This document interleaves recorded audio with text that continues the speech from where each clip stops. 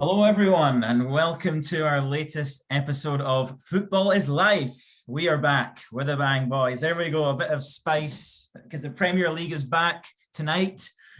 Good timing. And we've had a little bit of time away. We've had the drama of the FA Cup. We've had the even more sensational drama of the African Cup of Nations, the best tournament on the planet, which we will discuss.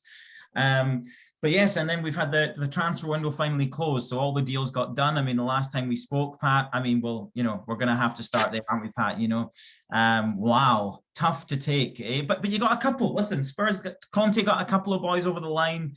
Maybe not the ones you wanted, but hey, we'll see what happens. So lots to cover, boys. It's always a pleasure to catch up. I think that's where we start. What do you think? So let's do the post-mortem of the transfer window. Pat, as a Spurs fan, so look, you're looking, if you look around, let's break this out of just Spurs, right? We don't want to get too in depression mode. You've got Spurs, you've got West Ham, you've got Arsenal, you've got Man United.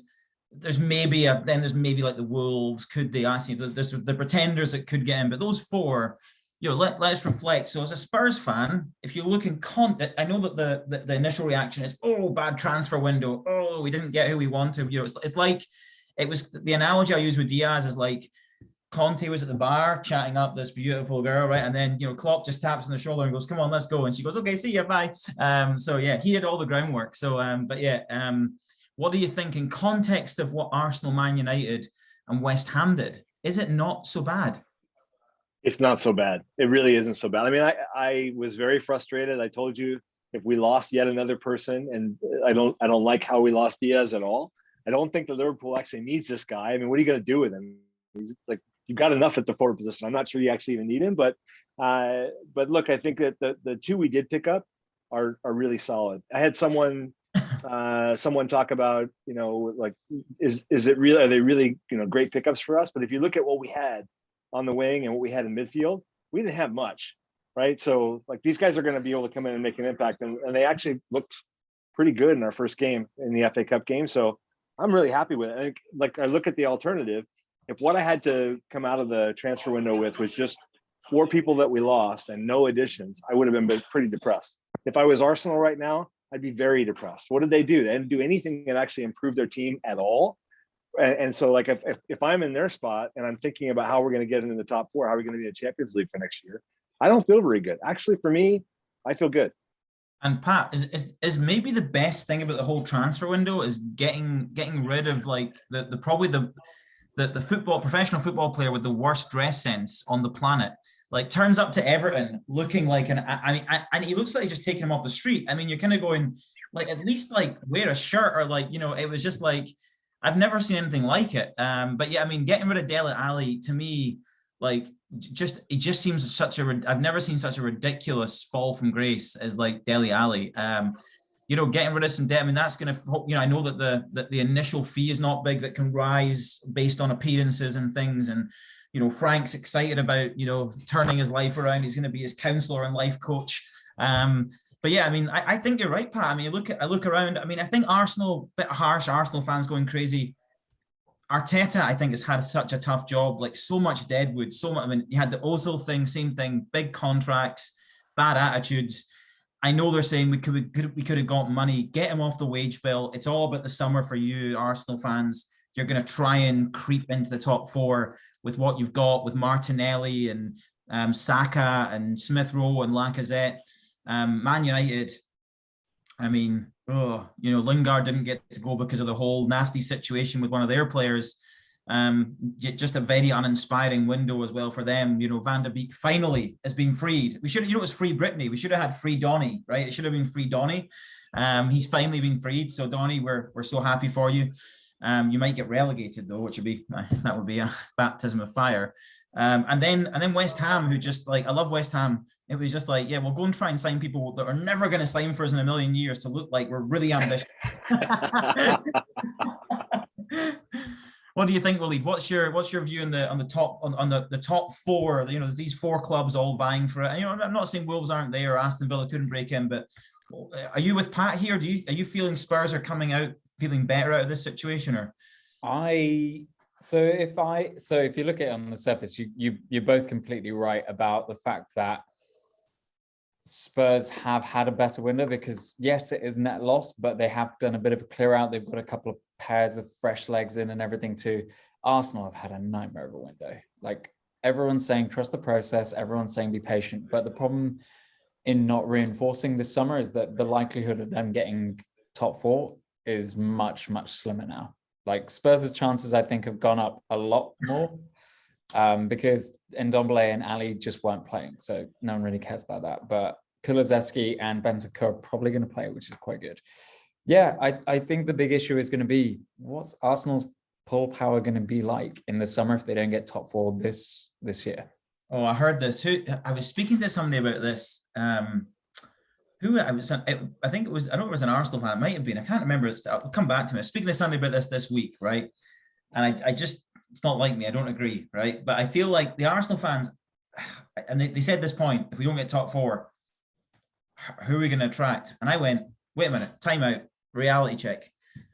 Do you really think you're in the market for players that you need to be in the Champions League to attract? I don't think you are, right? I don't think you're in the Haaland market. Spurs are the same, Pat, right?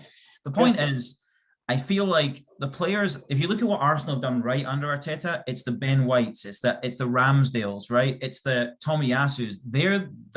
That's where they are. And I think that's where they need to be looking. So I'm not so sure that I buy into the Champions League, it's a nice to have. It's there, it's available.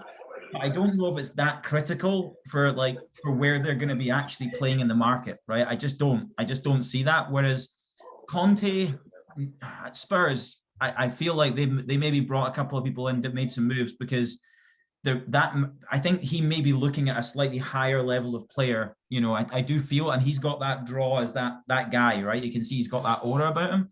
But I just feel like if you're Arsenal, like Man United will just pay them more. Like if they want, that's the reality of where you're at against Man United. I know that, Man United will pay players more than Arsenal, 100%. But so I completely agree that they're not going to be in the market for your Haalands or anything like that, but they do need to have some sort of Champions League pedigree to an extent because they're not going to, like Ben White and Aaron Ramsdale are not going to get you top four. They're not. Like the attacking power that Arsenal have is not going to get them top four right now. Like they've not got a striker. Lacazette is fine, but he is also going to leave, and then Eddie Nketiah, bless him. Like I don't know. I feel like we should start just giving Page for him. Like someone has to get him something. He's bless his heart. But what striker that is going to get you not Aubameyang levels of goals, but at least something like 10, 15, maybe 20 if you can. Who are they realistically going to get? They're not going to get Calvert-Lewin. His contract's not up for a while. Why would Alexander Isak go there when folks like Real Madrid, City, Barcelona, Bayern Munich want him? The question really is going to be, is Arsenal's recruitment going to be good enough to find the next sort of big striker at an affordable price for them to actually get into top four? Or are they going to residually be top five? Do they need that? Go ahead, Pat. No, I would say it's just such a tough thing. I saw 2 days after this what I agree is a train wreck of a transfer window. They're talking about Isaac and how that's going to be what they're going to do for the summer. And then a day after that, you see the real teams who are going to spend the real money coming in and saying, yeah, we think we'd like that person too. And it sounds like Vlahovic all over again, right? It sounds like, oh, we've got this dream of what we're going to do. And as long as we can get to Champions League when we can outbid Tottenham or just offer the same thing, then we'll get him. Neither one of us got him. He went somewhere else. And I think that's what Arsenal's looking at here. So you're going to have to find a way to do well with what you got. Yeah, I just think that I don't think that Arsenal, I think Arteta's done a good job of building I've been more worried about Saka leaving, right? I think with Saka, Smith Rowe and Martinelli, there's enough goals there. They don't need Spurs are so reliant on Harry Kane or have been historically. Son's help with that, but they need to figure that problem out. Look at Lukaku at Chelsea. I can't think of any striker this year that's been there's no Aguero this year, really. Vardy's as good as there is in the league, at the moment, right? And it's crazy to think that. So I don't know. I do feel like the modern teams, this is Guardiola's fault, right? You don't need a striker now, right? Nobody needs a striker, but I think Arsenal have got enough there, in the attacking front. Saka would be near the top of my signing list for Liverpool signings. I'd say I'd love to have Saka. He looks a proper player. Martinelli, and again, young, So I think there's a lot of upside. It's I know what you mean, but I just, like, again, they could sign somebody. They could get a Calvert-Lewin, they could get a Ivan Toney, they could take a punt on somebody, right? Yeah, I mean, they could do that. But yeah, Arsenal fans don't seem to be happy. I do still back Arteta. I think there's another, like, next year you're going to see, I think, more of his team with the Deadwoods gone. I think Spurs will be the same. I think the good news is West Ham, a bit shaky. The Kurt Zuma thing today, I don't know if you saw that, like, ridiculous. Just like, what is wrong with you? Like, utter madness, right? Just madness of, I don't know if you've ever seen anything that just, the whole thing, like, just terrible stuff, but almost inexplicable. So West Ham, you're kind of looking at going, oh, Man United, I don't even know what to think about Man United anymore. I don't even know what they are. It's so confusing, the whole Man United thing. But here's a crazy cool thing is, you still couldn't pick a top. It's so hard to say. You can make a case for any one of those teams and say, hey, well, Man United got Ronaldo and Fernandes, they'll probably get there. But Tottenham signed these two players so they could get there. Well, Arsenal, are under Arteta, they're improving. They got these young players. West Ham have got that. Maybe got the best starting 11, the most functional team out of all those teams. It's a really interesting one. But yeah, Waleed, I was going to ask you, are you going to be at calling out Newcastle for financial fair play? I just want to. I still haven't quite recovered from that last episode. Wait a minute. We're talking about the comments that go too far. I want to back up to the Vardy comment. Did he go too far with that, Waleed? Did he go too far with Vardy saying that he's like as good as you can get at the striker position? Maybe too far for me. Name a better striker than Vardy. That's what I was saying. Who's better? Who's a better striker this year than Vardy? I know Pat's a big Jota fan, but yeah. I can't. I don't want to say it, but Jamie Vardy is still absolutely lethal. He is absolutely lethal. There's very few strikers who are going to be better than him. Like, if he had any semblance of a team behind him, they'd be doing a lot better. He'd be knocking in a lot more. He's still making it work despite having very little behind him. Like, James Maddison's only just about managed to get his hair in order and get some passes strung together. That Leicester team, especially after the Forest game, which we can talk about in a bit, it's just shambolic, isn't it? I mean, I guess the long and short is Arsenal will be fine in the summer. I mean, I'm curious to see what type of striker they bring in, because right now it's slim pickings. Spurs, I don't know. I think the biggest worry is in the summer, will they actually match Conte's ambition? We've all heard the term war chest being branded around, but I do feel like Conte's already being very vocal about the fact that this summer has to be big, or else he'll walk. Sensationalism, Pat. Don't believe him. I think Spurs will be fine. Spurs will be fine. I think Arsenal are a decent path. Man United have got no idea what they're doing. It's really hard to figure that outside. I almost look at them as I'd rather be an Arsenal or Spurs fan right now, because as a United fan, I'd just be confused. I wouldn't really know what's going on. But yes, anyway, but yeah, sorry, I still haven't recovered from your financial fair play comment. Alas, I just think that literally. Let's just wait and see where Villa are. It must be the most outrageous comment in the history of, like, football punditry for a Man City fan when they've sold Jack Grealish to you for 100 million.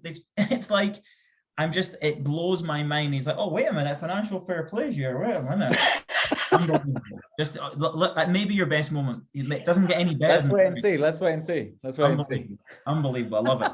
Anyway, love to see it. Anyway, next one, the magic of the cup. That's our next topic. So we had the FA Cup. As much as we love the Premier League and we miss it, the FA Cup didn't disappoint, did it? I mean, this is the whole thing about the FA Cup, the tradition of it, the upsets. It is a unique tournament, and my goodness, did it come up trumps. Leicester got absolutely hammered. Man United went out in very dramatic fashion.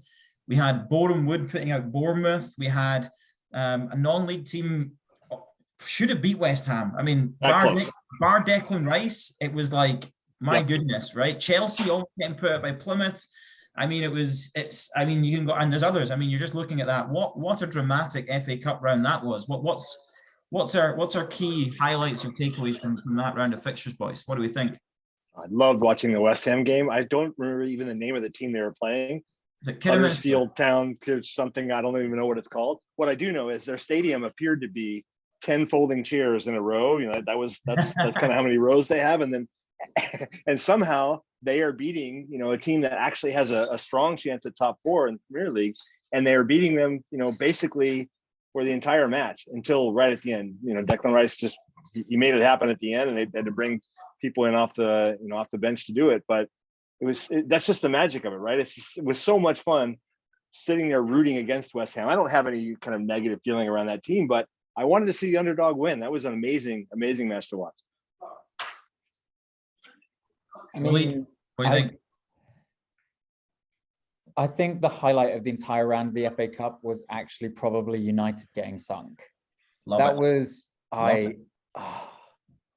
the epitome of you love to see it. Like, that was just the salt. I don't know. There was so much salt in the fact that there was a handball in the lead up to it. And I have a friend who's a United fan who was absolutely spitting fire because it was a handball, and they were like, "Oh, we should have won the game. That goal shouldn't have been allowed," and everything. And it's like, mate, it's United at Old Trafford against Chris Wilder's Middlesbrough. Stop it. Take a look at yourself. That should never have been even a question for United to have lost that game. It's unbelievable. I love it. Listen, Waleed, I honest hands up here, right? I forgot the game was on. It was a Friday game. I completely forgot it was on. I woke up in the morning, usual routine. I get my pot of tea. I sat down. I went to the BT Sport app. I'm going to check, let's just see what anything interesting. And there it was, and I was like so happy, drinking my tea out of my China cup, watching Man United. You just love, listen, the Ronaldo misses a penalty in regulation. The United fans they forget about that. And Man United, I think their record, was it because they lost in the Europa League as well? Their goalkeepers cannot save penalties. When you they just don't even get close. It's unbelievable. There's something weird about Man United and penalty shootouts now. It's it was utterly brilliant to see that meltdown. It was I think it was Roy Keane said that Ronaldo was brought in to win as a trophy, win as the FA Cup. Oh dear. But yeah, it was look, it was a good round, just because it is unique in that sense, though. There's not many other tournaments I can think of in the world where there's genuinely so many massive upsets. You look at the West Ham game, you're going in any other sport, team sport, that's almost, it just doesn't happen, right? And it's just amazing the magic that brings. But yeah, wonderful stuff. And talking about wonderful tournaments, Afcon. So I'm glad, Willie, that I saw you shared the best moments. This is something my friend Paul Graham is an old long friend of mine. We've always maintained that this tournament may be the most entertaining tournament because of the nature of bizarre things that happen. It's well known for absolute, nail-on red cards in any other tournament in the world are barely bookings at the African Cup of Nations. You will never see anything like it. Referees not feeling well and deciding to end the game early. Goalkeepers making catastrophic mistakes. Outfield players playing in goals and taping a number. It's a very unique tournament. But yeah, obviously, as a Liverpool fan, the final, Mane versus Salah, I feel like it meant a bit more to Mane in Senegal. So I was kind of pulling for them, so I was happy to see them win. But what was our thoughts on this year's Afcon? As much as Premier League fans, it's don't take our players away. I feel like this Afcon was different. This Afcon was special. I don't know why. I feel like because in the previous years it's been pretty, you've had effectively the Ivory Coast and Nigeria and the Ghanaian team doing very well, but somehow Senegal's become a force, Egypt's become a force, Morocco's become a force. It's become a bit more balanced in terms of the teams that are actually playing well and able to get to the final. Cameroon somehow pulled it out, and they don't even have Eto'o anymore. So I feel like this was a different one. This was a more equally skilled one. And I think that the biggest thing for me is that it makes you really think about the Euros, for example, or the Copa America. Are those actually as entertaining as Afcon? And why are we not putting more focus towards them? Because I don't know, time and time again, towards the end of, it went to a penalty shootout for the final in the Afcon, but it's always your 1-0s and everything like that, or when it comes to the finals of your Euros and stuff. And you just do wonder, how can we make more of an effort? Do you know what it is? It's because you're looking at the tournament going, stop taking players off, as you're just taking our two best players. Like, it's really, you're kind of going, and the time of year. But listen, I maintain it is unique in a sense that it's almost like, part of the thing with modern football now. If I look at Brazil, are the best example I can give with this, right? When I think about Brazil, when I grew up, Brazil were like, the philosophy is always the same. We will score more goals than you will.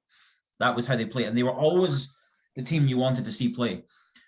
There's no teams like that anymore, because the way the game's evolved, and Germany did a number, beat them 7-0 out in Brazil, and and that was sobering enough, where they were like, we can't play like this now, because like these other teams are, the systems they play and the tactics and the athleticism of every player is different. It feels with the African Cup of Nations, it's like, it feels more like it's like there's more. I feel like it means more as well to the countries, and I feel that there's a bit more freedom, and as I say, the rules aren't enforced as hardly and as like strictly to the letter of the law, which, don't get me wrong, there's some tackles, there's a couple you're going, holy, I don't have a clue how that's not already. It's almost murder, right? It's some of the challenges, but it is very unique in that sense. And yeah, it was and it's getting a lot more. It's on the TV, I think there's more backing behind it, but it's but yeah, I think the time of the year is the issue, right? When the Premier League's going on, I think that's the big thing, where with the Euros and the other tournaments, they're always separate, right? So I think that's part of the distraction for Afcon.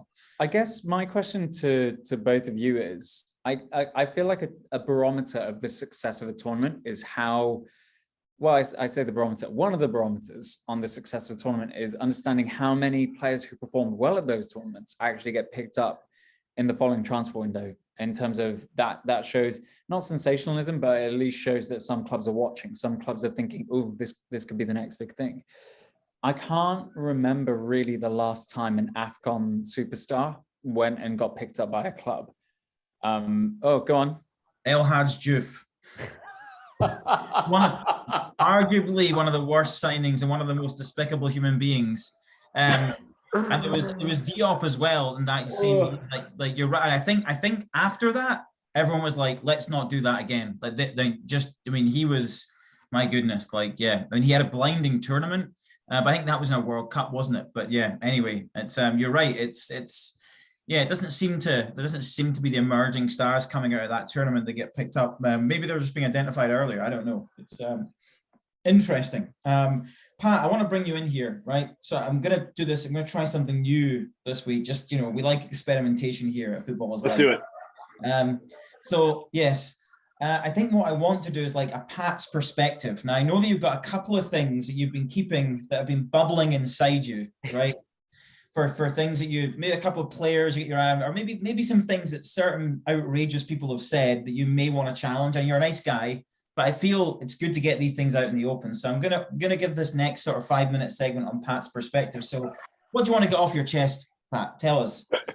All right, thank you so much. So first off, I'm a little bit embarrassed. I didn't spend a lot of time watching Afcon. I've heard so many great things about it, and I don't know what I was doing, but I was kind of like taking a little break because Premier League wasn't front and center as much, and so I wasn't watching as much football. But I did spend some time with some statistics recently, and I want to come back to a conversation that we've had a little bit on the podcast, but I want to bring this back to the forefront because I was looking at the statistics for Waleed's favorite team, Manchester City, and I'm still trying to figure out why he does not back Mahrez more than he does. This guy is third in goals for City. He's got 6. He's only surpassed by 2 other guys who've got 7. Goals per match played, he's number 1 on the team. He also has 4 assists, 4 helpers. Only 2 on the team have more. He's doing so much better than all of the people who you always talk about. Like I think De Bruyne has got 6 goals and 2 assists. I think Foden's got maybe 5 and 3. So with 6 and 4, he's exceeding everyone on the team, including Mr. Calfboy has got 2 and 2. Like he hasn't done much of anything. So they spent a lot of money on this guy and not a lot of results. And I'm trying to figure out, why is there no love from our resident City fan? Or he eats, sleeps, and breathes City, and yet the guy who's probably statistically the best player on the team, somehow no love. What is it, Waleed? What's up with that? So I'm glad you asked. I've been asked this many a time by other people.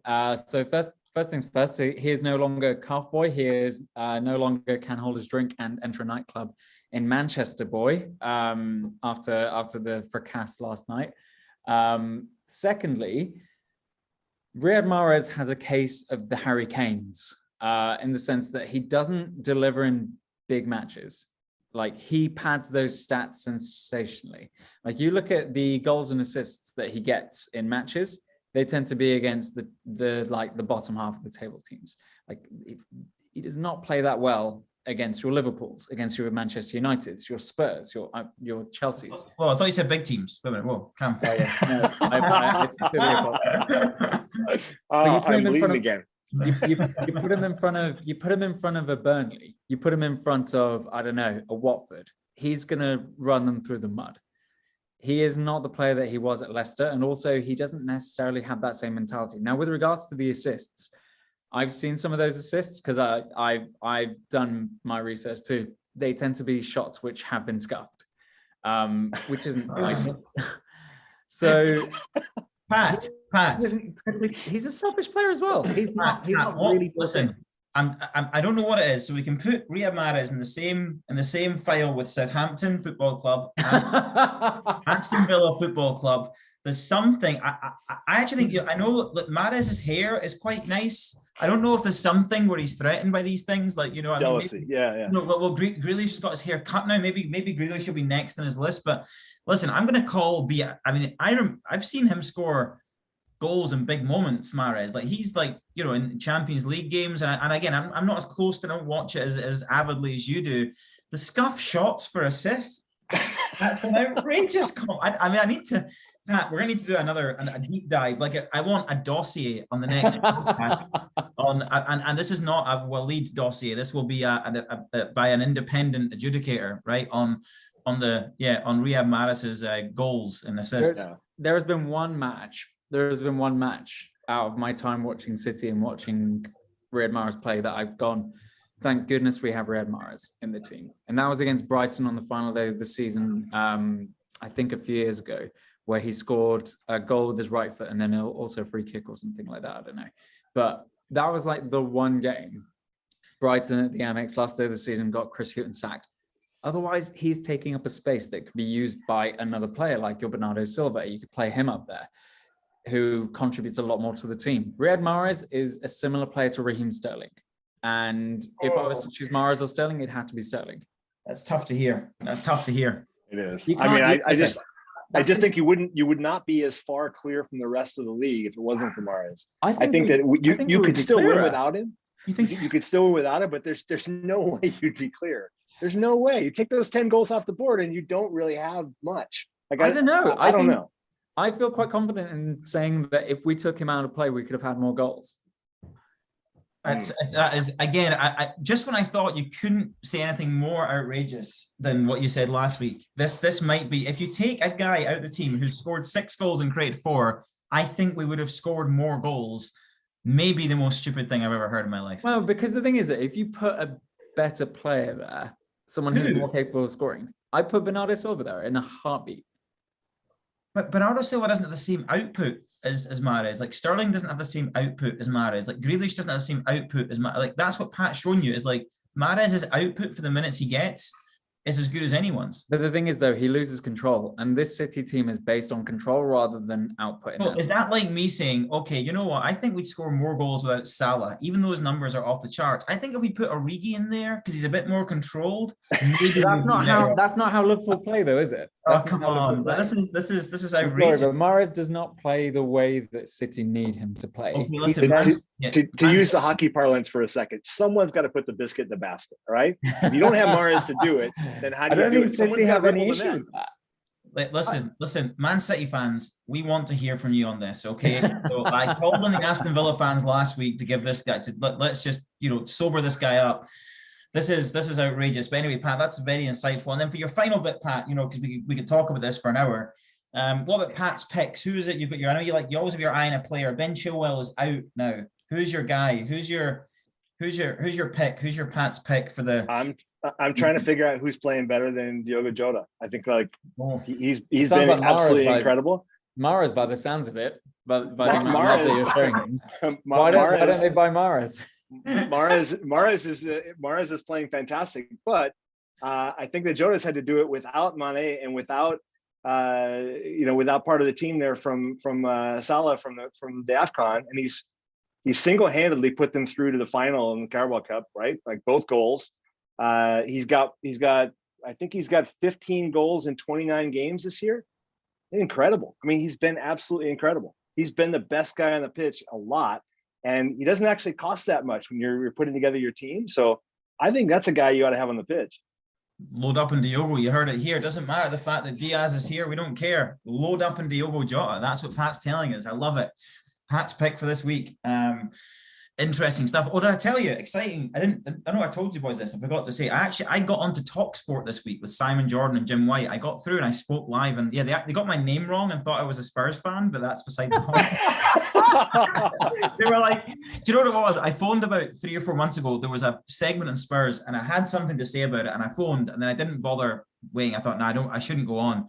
Because they obviously picked my name up wrong. So they thought I was, because they didn't ask my name this time, and they said, hey, it's Rob the Spurs fan. And I was like, hey. So I was on. So you want to listen to it, there you go. I was talking about VAR. So that was quite a cool moment. But anyway, yes, that was an exciting thing that happened this week for me. So anyway, back to business now. So wow, I mean, I'm still reading a little bit from that section there. It's hard to put into words. I'd love to hear people's thoughts. Let's, if you're listening to this, get on the Facebook page and let's get I want to hear some comments to see, are Pat and I crazy, or is Waleed just this, I don't even know what you are. You're just like an agitator, right? You're just saying things to get reactions, which I like, because it brings an element of No. Don't paint me with Chris Sutton's brush. I'm not taking that.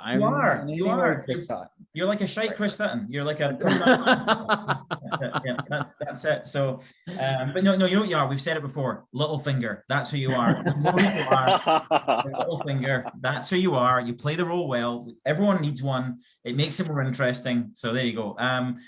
Right. So look, we've covered a lot of things. I think we've got Premier League games to the kicking off, I think, in an hour or so in sequence. So tonight is all about the bottom of the table.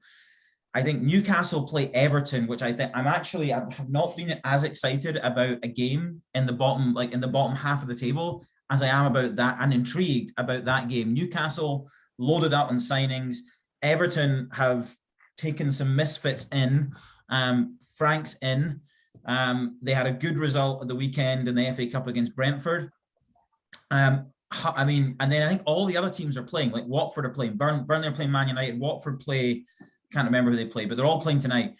West Ham, that's right. West Ham, who, yep. With the thing that I broke this morning, destabilized. It's your Hodgson's there, a standard Roy Hodgson 0-0 draw to start with, as you could have put your house on that happening.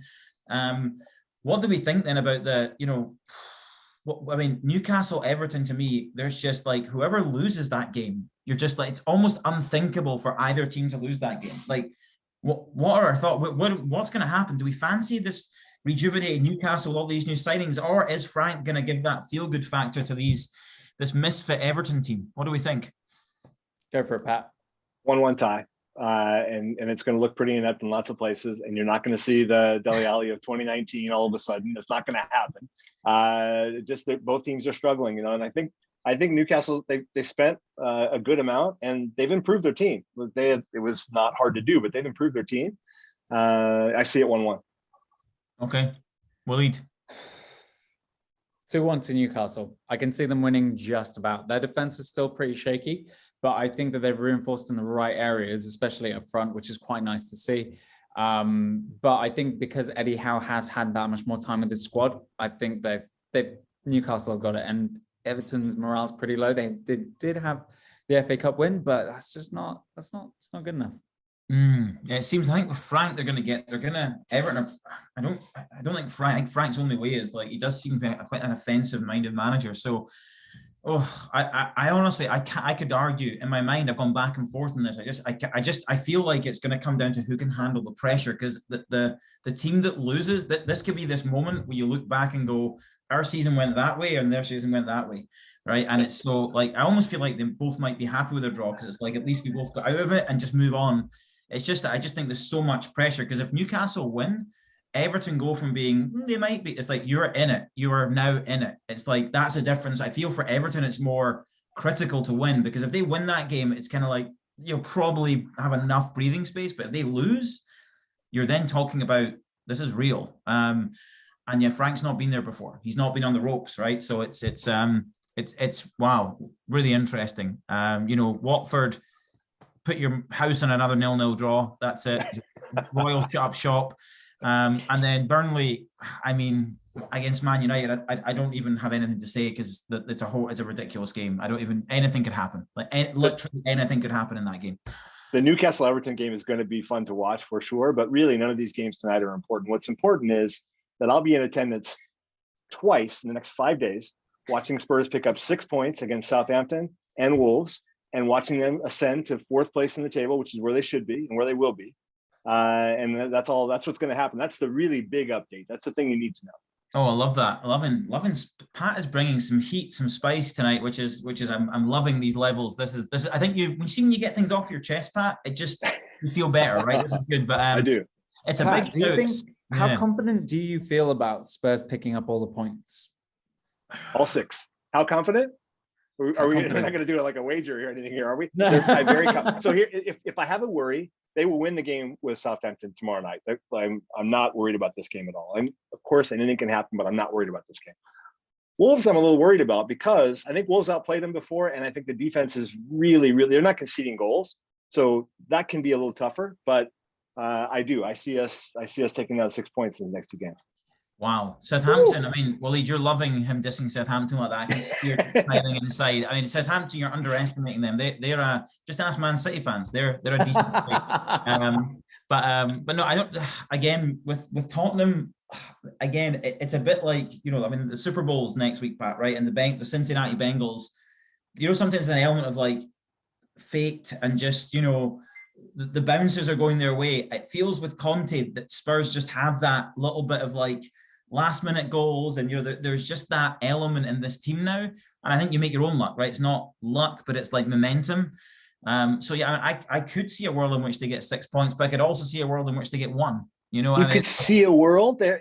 Both games are at home. Did I mention this? I'm going to be in attendance for both. And Son is back in the lineup. Like, he's back there for the FA Cup game. Huge. He'll be back for both games. I just think that they've got too much. And Kane has actually woke up. Like, his last 3 games, he actually looks like a real player out there on the pitch again. So I'll tell you, you hear it here first. 2-0 tomorrow night. Okay. Kane and Son both get 1. Okay. Both get 1, and 1-0 against Wolves. Okay. I don't know who the scorer is going to be. But here we go. You're watching. Just changing my fantasy team right now, Pat. There we go. Like, straight in fantasy football. Right, here we go. Yeah, Kane triple captain. That's it. There you go. Yeah, and then we've got Man City have got Brentford.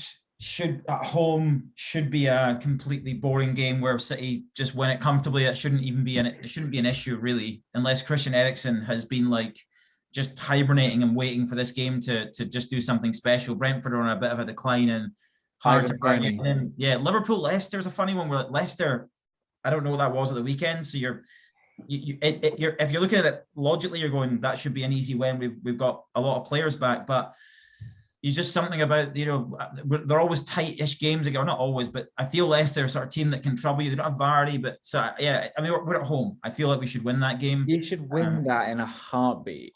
That should be up for debate. We have to win that game. That's the thing. Every game is a must-win. We've got to put some pressure on.